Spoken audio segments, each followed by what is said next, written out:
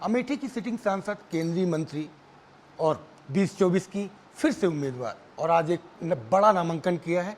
उस नामांकन में जिस तरीके से भीड़ उमड़ी है, कितना कॉन्फिडेंट आप लग रही हैं उस भीड़ को देख करके कि क्या लग रहा है कि आपके विकास का 5 वर्ष और 55 वर्ष चलने वाला है? देखिए, आज तपती धूप में भारी संख्या में लोगों का आना और नामांकन में अपना आशीर्वाद देना इस बात का संकेत है कि निश्चित रूप से 5 साल जो मेहनत की है मैंने सांसद के नाते, वो रंग लाई है और जनता ने अपना आशीर्वाद मुझे दिया ताकि मैं पुनः नामांकन भरूं। तो आज मैं न सिर्फ जनता के प्रति आभार व्यक्त करती हूं, बल्कि अपने राष्ट्रीय नेतृत्व, अपने अध्यक्ष नड्डा जी को, प्रधानमंत्री जी को, अमित भाई को और योगी जी को भी आभार व्यक्त करती हूँ कि मुझे पुनः अमेठी की सेवा करने का उन्होंने मौका दिया। अक्सर ये देखने को मिलता था कि 14 के पहले, 14 के बाद से आप कंटिन्यू है, लेकिन बीजेपी को कैंडिडेट नहीं मिलता था। इस बार ऐसा हो रहा है कि कांग्रेस अभी तक कैंडिडेट नहीं उतार पाई है। ये कांग्रेस का विषय है कि वो कैंडिडेट कब उतारेगी, किसको उतारेगी, मेरा विषय है नहीं। मैं इतना ही कह दूं कि हम ये चुनाव जीतने के लिए लड़ रहे हैं। हम ये चुनाव एक कमल का फूल उत्तर प्रदेश की धरती से मोदी सरकार में भेजने के लिए कर रहे हैं, और हम ये चुनाव इस आधार पर भी लड़ रहे हैं कि मोदी जी ने जो वादा दिया था अमेठी को, वो वादा उन्होंने पूरा किया है विकास का यहाँ पर। तो आगामी 5 वर्ष भी मोदी जी के नेतृत्व में हमें सेवा का मौका मिले, आज यही यहाँ पर निवेदन किया हमने। आप मोदी जी के नेतृत्व में सेवा की बात कर रहे हैं, लेकिन मोदी जी को ही कांग्रेस के और वह इंडिया गठबंधन के लोग तमाम उल जलूल बातें भी की जा रही हैं उनकी। वो देखिए, बौखलाहट में कुछ भी बोलेंगे क्योंकि वो जानते हैं जनता प्रमुखता से मोदी जी के साथ है। लेकिन अगर बातचीत उनके मध्य में होती तो देश को ये बतला पाते कि भाजपा ने तो भारतीय जनता पार्टी का प्रधानमंत्री उम्मीदवार बतला दिया, वो अपना उम्मीदवार इंडिया अलायंस का प्रधानमंत्री का कब बताएंगे। सैम पित्रोदा का बयान आपने सुना होगा, उसको लेकर के कांग्रेस बड़ा बैकफुट पर है। सैम पित्रोदा जी ने जो कहा वो गांधी परिवार की सोच है। वो सिर्फ सैम पित्रोदा ने नहीं कहा, बल्कि प्रियंका जी, राहुल जी दोनों ने कहा है कि देश भर में हर व्यक्ति की कमाई की गिनती होगी। इसका मतलब आप कितना तनख्वाह पाते हैं, अगर आप ग्रामीण अंचल में हैं तो कितना आपका खेत है, कितने बीघा, मकान है तो कितने कमरे का है, मोबाइल है तो कितने का है, बिछिया पहनी है, नथ पहनी है, कंगन पहना है तो कितने का है। तो सारी कमाई गिनकर जैसे वो उनकी इच्छा होगी वैसे एक विशेष वर्ग को बांटेंगे, ऐसा उन्होंने कहा है जितना उनका मैंने कथन सुना हुआ है।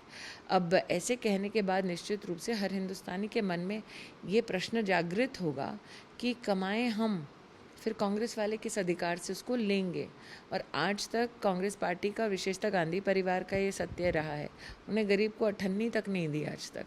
तो जनता भी जानती है कि ये घोटाले का मैनिफेस्टो है और ये एक बहुत ही पार्टिजान मैनिफेस्टो है।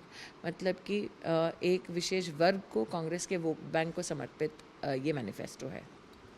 आप 14 में जब चुनाव लड़ी तो आपके पास सवाल बहुत थे, लेकिन 19 में आप यहाँ से आप 24 पे आई हैं, क्योंकि आपका अब रिपोर्ट कार्ड भी जनता मांगेगी। तो क्या रिपोर्ट कार्ड आपके पास? देखिए, हम आज जब जनता के सम्मुख जाते हैं, ग्राम पंचायत वार भी रिपोर्ट कार्ड बताते हैं।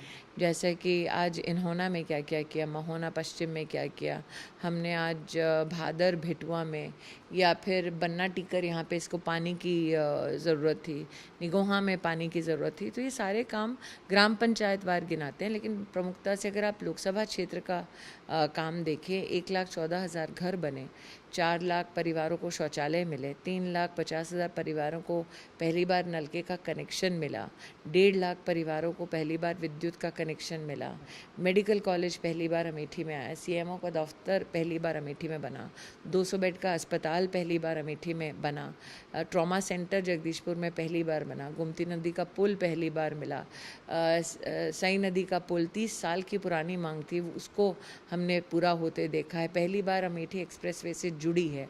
तो ऐसे विकास के कई कार्य हैं जो हम ब्लॉक वार, ग्राम पंचायत वार गिनवाते हैं।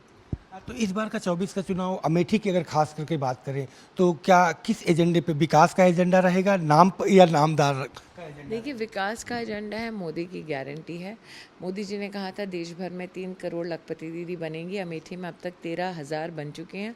हमारा संकल्प है कि आगामी 5 वर्ष में 50,000 बहनें लखपति दीदी बने। अगला मेरा अंतिम सवाल, सूरत के बाद आज इंदौर में भी कांग्रेस के ही उम्मीदवार ने पर्चा वापस ले लिया और बीजेपी का कमल खिला। देखिए, कांग्रेस के कार्यकर्ता जानते हैं कि उनका शीर्ष नेतृत्व जो है वो काबिलियत की दृष्टिकोण से और उनकी जो पॉलिटिकल मानसिकता है उस दृष्टिकोण से उभरते हुए नहीं, डूबते हुए सितारे हैं। तो निश्चित रूप से कोई भी डूबते हुए सितारे का साथ नहीं जाएगा। शुक्रिया हमसे बात करने के लिए। तो आपने सुना केंद्रीय मंत्री स्मृति जी का, जिनका साफ तौर पे कहना है कि कांग्रेस की मानसिकता ऐसी है जिससे कि अब डूबते सितारे के साथ कोई नहीं रहना चाहता। और आज ऐतिहासिक भीड़ ने बताया है कि विकास का एजेंडा अमेठी में 24 में भी तेजी से चलने वाला है और कमल खिलने वाला है। कैमरा पर्सन शुभम पाल के साथ संजय प्रताप सिंह, भारत समाचार, अमेठी।